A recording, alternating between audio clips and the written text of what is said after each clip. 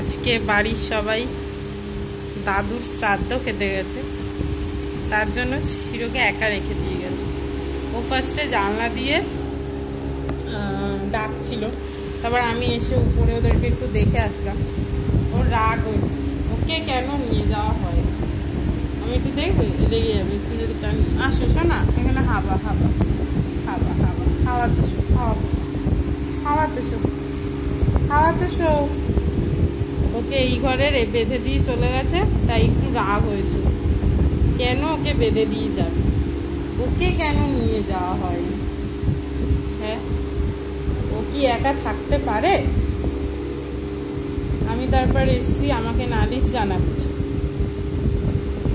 কারণ বলছি একটু হাওয়ার মধ্যে শো। এখানে টেবিল ফ্যান চলছে, স্ট্যান্ড ফ্যান, হাওয়ার মধ্যে শো।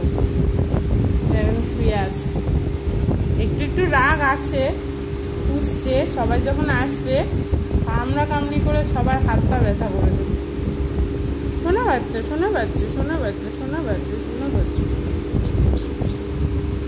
আমি বললাম যে ওপরে চ, শিরো মিষ্টির সঙ্গে একসঙ্গে সবাই মিলে থাকবো। ও ওপরে যাবে, ও যাবে না।